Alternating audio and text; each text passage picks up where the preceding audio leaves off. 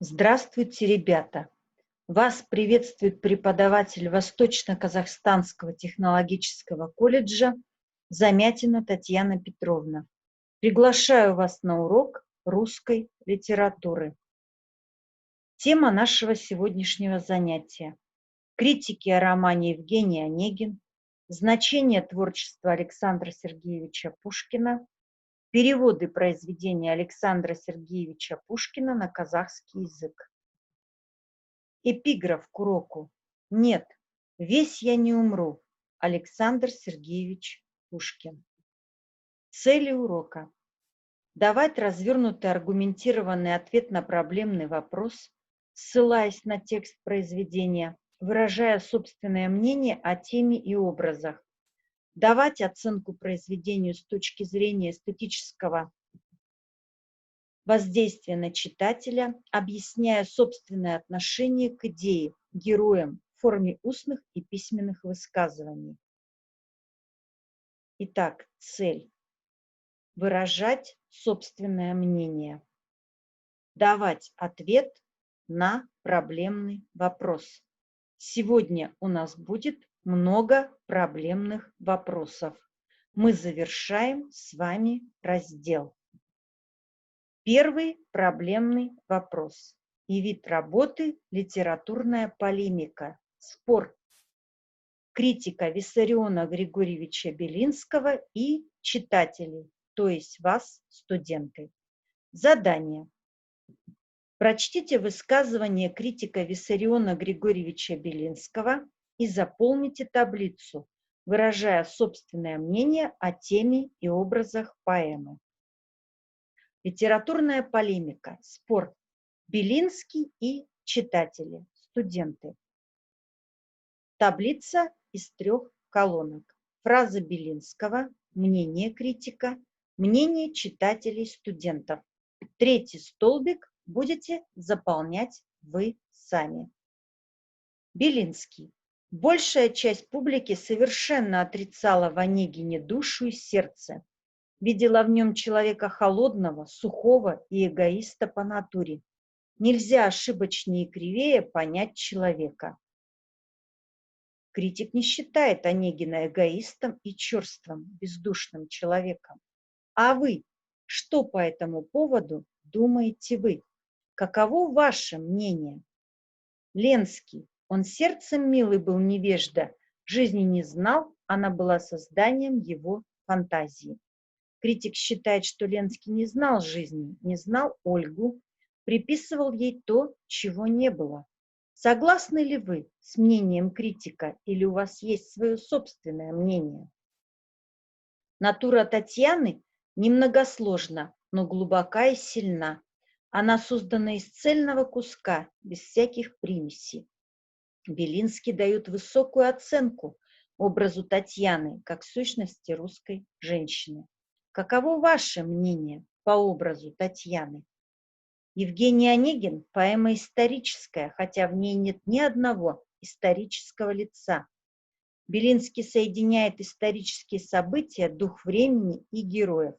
А вы, как вы думаете? Ваше отношение к поэме Пушкина Евгений Онегин. Поэт Пушкин заботился не о том, чтобы быть похожим на Байрона, а о том, чтобы быть самим собой и быть верным действительности. Критик считает Пушкина представителем своего народа. Как вы считаете? Ваше мнение о авторе поэмы Евгений Онегин. Литературная полемика, спор Белинский и читатели. Это будет ваше первое проблемное задание, первый проблемный вопрос, который вы будете решать. А мы переходим к следующему вопросу. К эпиграфу. Нет, весь я не умру. Что значат эти слова Александра Сергеевича Пушкина? Это следующий проблемный вопрос. Я прочту вам сейчас слова самого Пушкина о своем бессмертии. Нет, весь я не умру. Душа в заветной лире мой прах переживет. И тленья убежит. И славен буду я доколь в подлунном мире жив будет хоть один пиит. Александр Сергеевич Пушкин. А еще я прочту вам мнение о Пушкине двух известных русских писателей Николая Васильевича Гоголя и Льва Николаевича Толстого. Гоголь. При имени Пушкина тотчас осеняет мысль о русском национальном поэте. В самом деле, никто из поэтов наших не выше его и не может более называться национальным. Это право решительно принадлежит ему. В нем, как будто в лексиконе, заключилось все богатство, сила и гибкость нашего языка. Он более всех далее раздвинул ему границы и более показал все его пространство.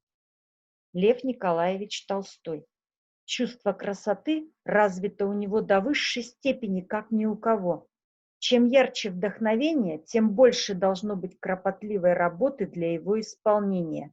Мы читаем у Пушкина стихи такие гладкие, такие простые, и нам кажется, что у него так и вылилось это в такую форму, а нам не видно, сколько он употребил труда для того, чтобы вышло так просто и гладко. Вот перед вами мнение Пушкина о своем бессмертии и мнение Гоголя и Толстого. А каково же ваше мнение, студентов-читателей, о Пушкине и о его творчестве? Это ваш второй проблемный вопрос. Этот проблемный вопрос мы решим с помощью задания. Обмен мнениями. Прочесть статью и определить значение творчества Александра Сергеевича Пушкина. Александр Сергеевич Пушкин – первый русский писатель, бесспорно мирового значения. Он явился создателем национального русского литературного языка. Руководствуясь в своем творчестве реалистическими принципами художественного отображения действительности, Пушкин опирался на язык народа. Творчество Пушкина проложило дорогу Гоголю, Тургеневу, Толстому и Чехову. В результате русская культура сделалась ведущим голосом, к которому вынужден был прислушаться весь культурный мир. Действительно, талант Пушкина был не только огромным, он был специфическим. Пушкин умел проникать в дух различных культур и эпох. В этом сыграла роль его широкая осведомленность в мировой литературе. Достаточно ознакомиться с его статьями и заметками, чтобы понять, что он был прекрасным знатоком французской литературы, имел широкие сведения в области итальянской и английской литератур, проявлял интерес к немецкой и испанской литературам. Предметом постоянного внимания поэта на протяжении всей жизни была античная культура. Значение творчества Пушкина заключается и в том, что в его произведениях отражены опыт и традиции европейской и мировой литератур. Великое влияние Пушкина и на другие области русской культуры. По мнению Гончарова, в Пушкине кроются все семена и зачатки разных видов искусства, в том числе и художников. Пушкинские мотивы, темы и образы нашли свое отражение и развитие в музыкальных произведениях Глинки, Чайковского, Мусоргского, Даргомышского, Римского-Корсакова. Его творчество повлияло на развитие русской живописи, на работы Репина, Айвазовского, Серова и других художников. В этом заключается сверхисторический смысл пушкинского творчества. Перейдем к выполнению задания. Составим копилку мнений о значении творчества Александра Сергеевича Пушкина. Каждый положит в эту чашу, в копилку, свое мнение. И мы соберем с вами копилку мнений о Пушкине. Предполагаю некоторые ваши мнения.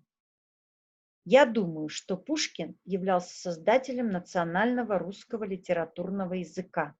Я считаю, что это бесспорно великий русский поэт. Он отражал в своих произведениях опыт и традиции европейской и русской культуры. По моему мнению, творчество Пушкина повлияло на художников, музыкантов, композиторов и других людей искусства.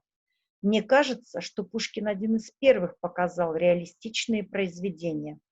По моему мнению, поэта не зря считают гением, солнцем русской литературы и создателем русского национального языка. Мы собрали с вами копилку мнений. Следующий вопрос. Переводы Пушкина на казахский язык. Переводы Пушкина на казахский язык. Произведения Александра Сергеевича Пушкина переведены на более чем 200 языков мира, в том числе и на казахский язык. Одним из первых интерес к творчеству Пушкина проявил Абай Кунанбаев. Великий казахский поэт-просветитель перевел 50 поэтических произведений Александра Сергеевича Пушкина, в том числе и отрывки из Евгения Онегина. Ауэзов в романе «Путь Абая» изобразил поэтические картины, рассказывающие о восторженном восприятии казахской молодежи образа русской девушки Татьяны. Подтверждением интереса к творческому наследию русского классика в Казахстане стали переводы многих произведений Пушкина. В 1903 году Бекимов перевел на казахский язык повесть «Капитанская дочка». В 1909 в Петербурге были напечатаны переводы, сделанные Абаем. Поэт Утилеов в 1914 году перевел главы из Евгения Онегина. Известные поэты-переводчики глубоко освоили творчество Пушкина. Шакарим Кудайбердиев создал высокохудожественные переводы повестей «Дубровский», «Метель», а Манжолов перевел на казахский язык «Оду вольность» и «Послание к Чаадаеву», стихотворение «Узник», поэму «Полтава». Ахтанов перевел сказку о золотом петушке. Абай Кунанбаев и Александр Сергеевич Пушкин. Два гения русской и казахской земли. Непревзойденные переводы Абая из Евгения Онегина – замечательное явление в истории казахской литературы. Они навсегда останутся ярким свидетельством горячей любви казахского народа, творением пушкинского гения, свидетельством горячей любви его к русской литературе и культуре. Пушкин переводил Евгения Онегина. Особенно Пушкину нравился образ Татьяны Лариной. Мы проследим сейчас союз искусства и союз русской и казахской литературы. Есть знаменитое письмо Пушкина, письмо Татьяны. Перевод Абая Татьянанын Онегинге жазган хатты. Есть ария Татьяны, композитора Чайковского, а есть ария композитора Жубановой и опера ее Евгений Онегин. Сейчас вы посмотрите небольшой видеоролик.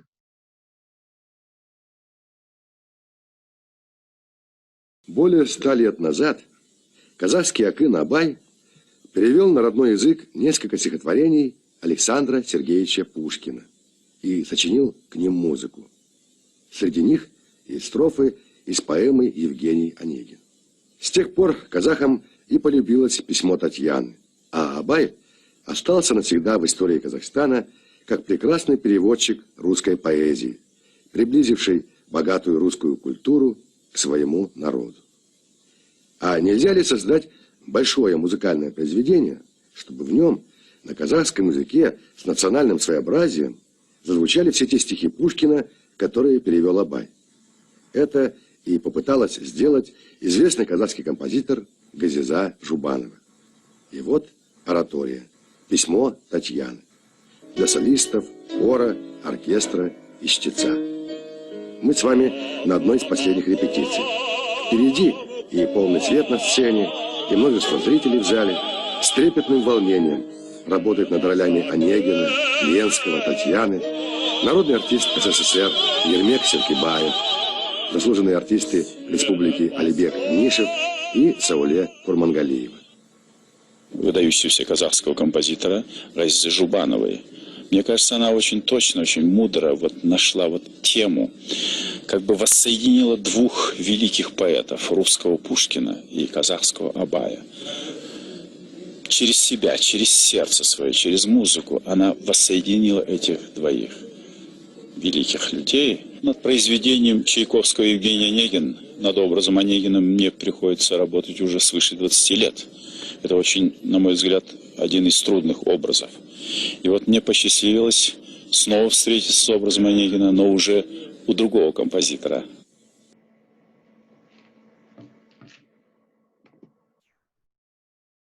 Союз поэтов.